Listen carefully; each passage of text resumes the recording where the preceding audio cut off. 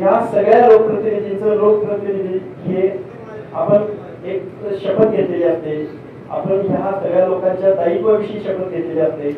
तुम्ही एवढ्या सगळ्या लोकसंख्येचा आवाज त्याच्याकडे एवढं कसं दुर्लक्ष करू शकताय? एवढं तुम्ही खूप बोलते असं मला वाटतंय. धन्यवाद.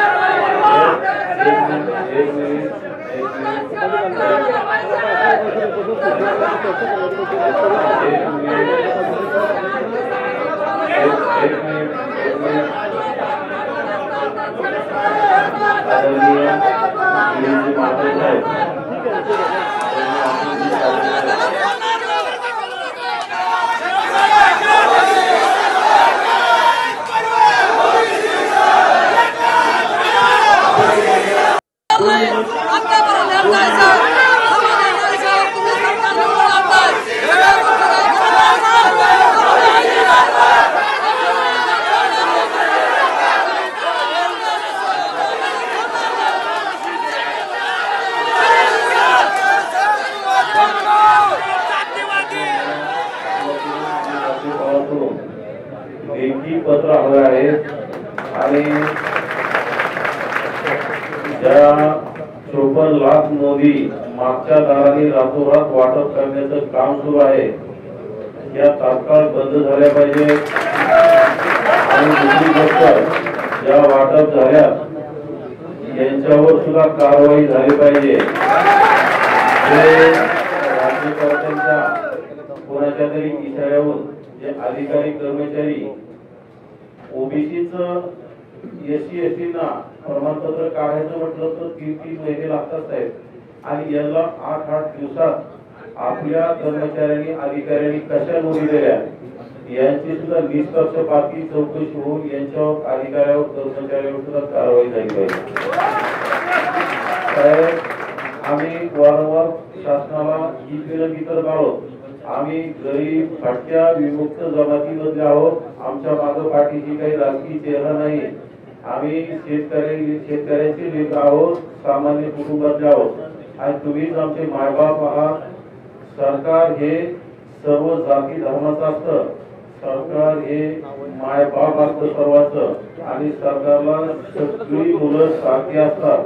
त्यामुळं माझं मत आहे आमच्या बाबत दुय्यम भूमिका आणि आम्हाला सावत्र लेकरासारखी वागणूक मिळू नये अशी आपल्याला आदरणीय गिरीश भाऊंची विनंती आहे. कारण आदरणीय गिरीश भाऊ हे संकट मोर्चे म्हणून ओळखले जातात आणि गेल्या 1 वर्षापासून 1 वर्ष होत आलंय ओबीसी समाजावर खूप मोठं संकट आहे साहेब. 2020 पासून ओबीसीच्या स्थानिक स्वराज्य संस्थेमधलं आरक्षण हिरावले गेलंय. त्याकडे सुद्धा राज्य सरकारचं दुर्लक्ष आहे.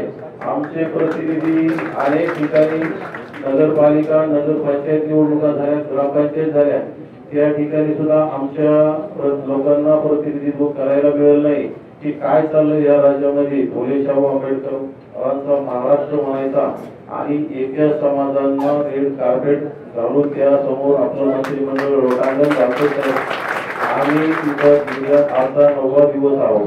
आमची साधी विचारपूस करायला कावळे साहेबांचे आले पण ते काही अधिकृत नव्हते. मी इथं त्यांच्या समोर सांगतो अधिकृत शिष्टमंडळ नव्हतं साहेब. ते पालकमंत्री संबंधित असल्यामुळे आले. जर अधिकृत असतं तर त्यांच्या सोबत सुद्धा जिल्हाधिकारी पोलीस अधीक्षक हे सर्व असतं. कोणी नव्हतं त्यांच्यासोबत. एक इथं आले का नेते असल्यासारखे इथं आले होते. त्यामुळे आमची तुम्हाला वारंवार विनंती आहे आम्हाला लेखी द्यावं. तोपर्यंत आम्ही उपोषण सोडणार नाही. आम्ही बरेच उपोषण करायची आमची तयारी आहे. जर तुम्हाला आमच्या जीवाची कदर नसेल सरकारला तर मरू द्या, जाऊ द्या. ओबीसी समाजासाठी आमच्या लोकांची बळी गेली तरी आम्हाला काही फरक पडत नाही. आमच्यावर खूप अन्याय, आमच्या घराच्या दारापुढे जाऊन आमच्या डीजे वाजले हो. खूप आम्हाला शिवीगाळ, आम्हाला आमच्या गाड्या फोडून आमच्या लोकांचे घर जाळण्याचं काम या लोकांनी केलं. वाईट अवस्था आहे. आणि कुठं एक माणूस येतो त्यांनी कुठंतरी जाती भांडणं लावून देऊ, ही किती द्वेष आहे. याकडे राज्य सरकारने इतका त्या माणसाचा लाड करणं, आम्ही संविधानिक मार्गाने तो पोहोचणं बसलो आहोत. आणि आमच्याकडे कोणी किती वाईट अवस्था आहे महाराष्ट्राची, याच्याकडे कोणी लक्ष द्यायचं.